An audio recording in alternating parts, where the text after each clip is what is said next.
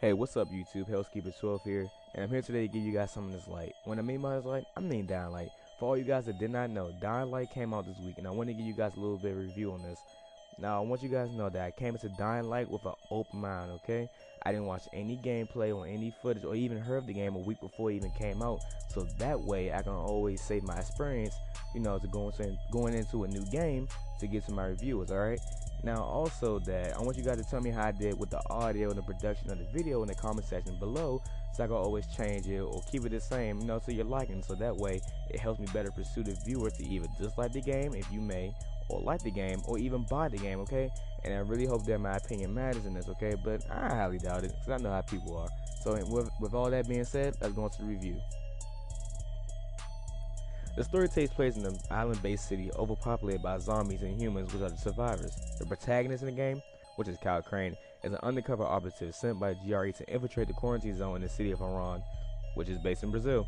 As his mission is to find Reyes, a rogue GRE agent who has the file of the virus, but the GRE sending Kyle to thinking it's a cure for the virus if the virus were to spread around the world, but really it's just the virus and they don't know it, but Reyes knows it, that's why he has the file. Oh, twisted plot.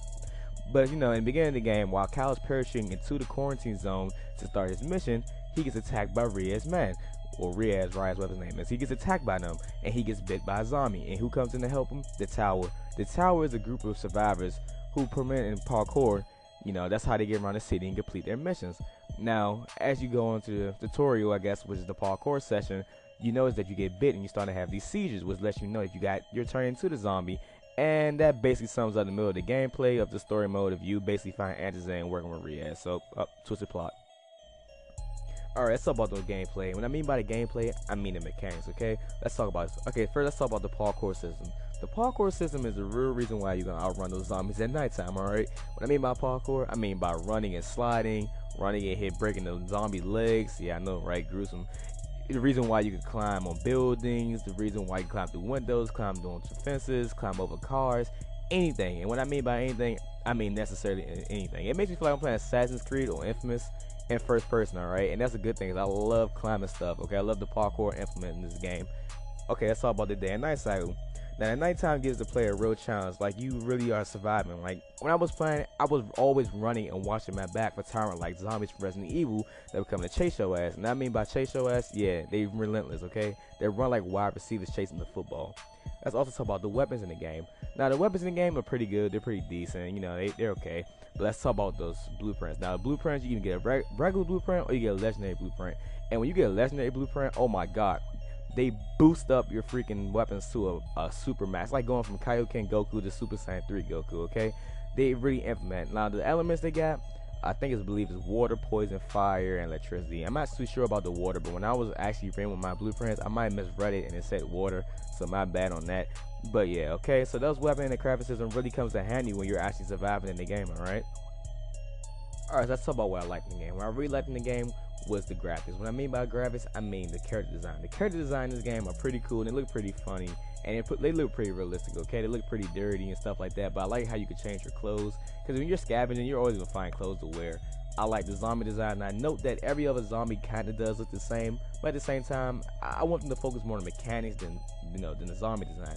But I really like is the city design. I'm sorry, the city design is amazing. Okay, the cities are all the buildings are all crumbled up, and it actually looks like a quarantine zone. I thought that was pretty cool. But I also like, oh my gosh, the AI period.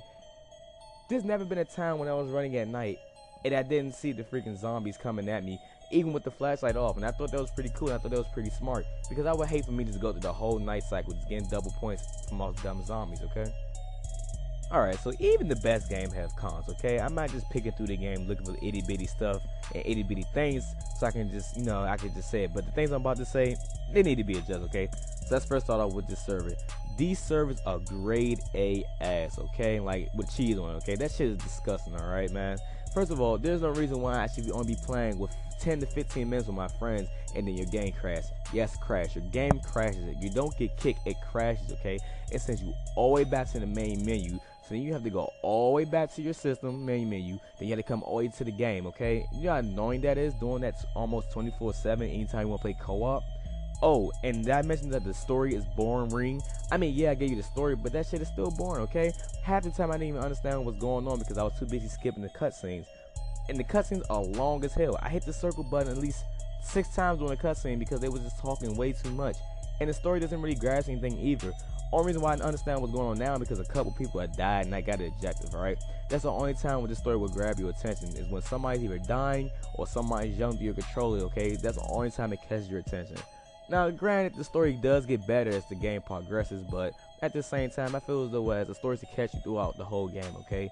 And not just a little bit, alright? So I give them credit for that, okay? So overall, I'm going to say Dying Light is a game that actually was developed for this joy and its mechanics other than just a money grab scheme by developers.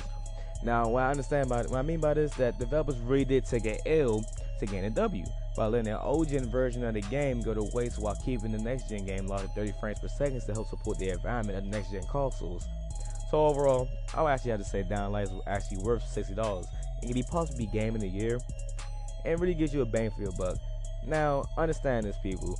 I understand what the value of $1 is, so I wouldn't just tell you buy a game or even make this freaking review of you just to waste your money on a game that I would personally say it's not a good game, okay? Now, if you like the video, then like and subscribe to the channel. I'll also be uploading more content as the year goes on because 2015 is the year to come up for me, alright? I'm going to be uploading more videos constantly and stuff like that, alright? And keep you guys updated with news and stuff like that. I also have a couple people I want to shout out in the description box below and link to their channels and SoundClouds and more such, alright? So you like the video, thanks, okay? And subscribe, alright?